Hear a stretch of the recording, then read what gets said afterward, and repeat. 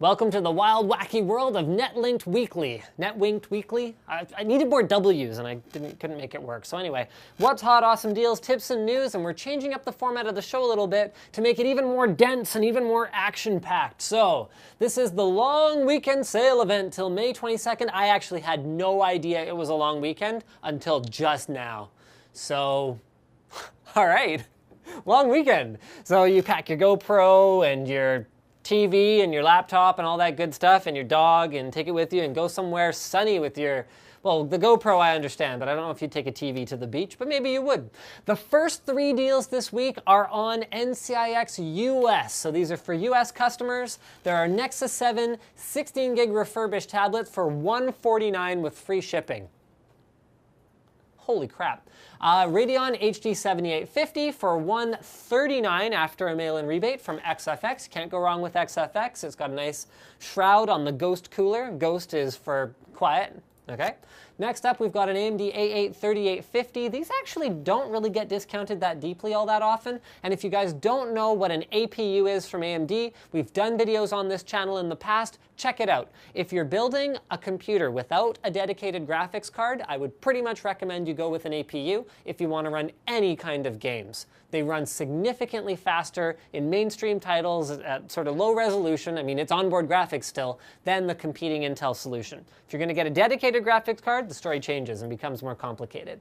These next few deals are in NCIX Canada. Now this is one of Gigabyte's HD series Z77 boards. We first talked about these at CES, the first time we saw them, $75 after mail-in rebate for a Z77 board. This is the HD4. It's Crossfire ready, it's overclocking ready, and it is really inexpensive. Speaking of inexpensive, flood pricing is so gone. 4 terabyte Seagate Barracuda drive with 64 megs of cache, $160. That's it. That's $40 per terabyte. That's like $10 per 250 gigs. Or like $1 per 25 gigs. There. Wow. Man, that's cheap. Next up, we've got the Razer Black Widow Ultimate 2013 Elite. This isn't particularly cheap, but it is an excellent keyboard. I've been hands-on with this one. The backlight is phenomenally bright. It's one of the best backlights I've ever seen on a keyboard, and it uses Cherry MX Blue switches, so it has that extremely satisfying tactile feel when you type on it.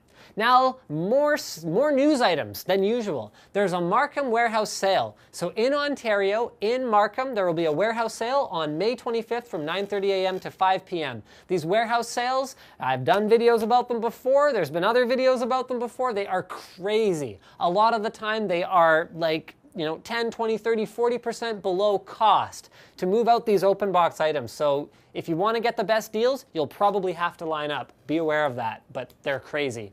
AMD has leveled up the Never Settle bundle, which was already awesome. So now with the 7970 and 7950, you also get Tomb Raider. Now with the 7790, you also get Tomb Raider. So it has been upgraded in that way. Now this is kind of cool. This is more of a community news item. So Gus Nocton, aka Indigo, who acts as the NCIX Gaming Systems Administrator, won the PA Junior Academy of Science Excellence in Junior Physics Region 2 Science Fair. There were about 400 contestants, and his topic was the effect of different coolants on the liquid cooling performance of a CPU water cooler. Very, very cool. So yeah, I mean, 1 out of 400 is not bad at all. The One Laptop Per Child Exo tablet has seen the light of day, so they were talking about this a lot at CES. It runs Android 4.2. It has some pretty basic specs. It's got a couple hundred sort of books and educational materials preloaded on it, so this project is very, very much alive, and you're going to want to check out the original article on Engadget if you're interested in the One Laptop Per Child initiative. And this is an interesting one. Apparently only 10% of savvy tech people are interested in Google Glass. Now initially I heard that and I kind of went, really? That doesn't make that much sense. Where did they take this survey? But then I did an informal survey of the room here, and we came to the conclusion that none of us are interested in Google Glass. So B-roll needs prescription lenses. Boom, no Google Glass. Slick finds it bulky. Boom, no Google Glass. I find it bulky. No Google Glass, not interested. So I'm potentially interested when we're a couple generations in, but it's not really time yet for $1,500 for something that has a few hours of battery life and is generally kind of bulky. Very cool idea, but maybe not quite prime time. Apple has more patents, so this is this is some interesting stuff. So among other things, there's about 35 new patents that just got issued to them. Touch sensitive, well, not necessarily touch sensitive, but acoustically sensitive points might be coming for notebooks and tablets. So check this out. So they've got little marks on them.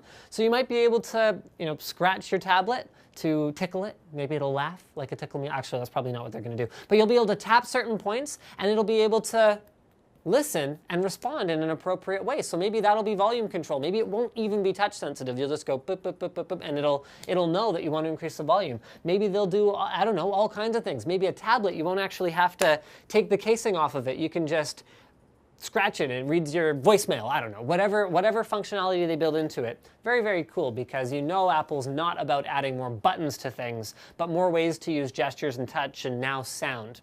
So that's it for Netlinked Weekly this week.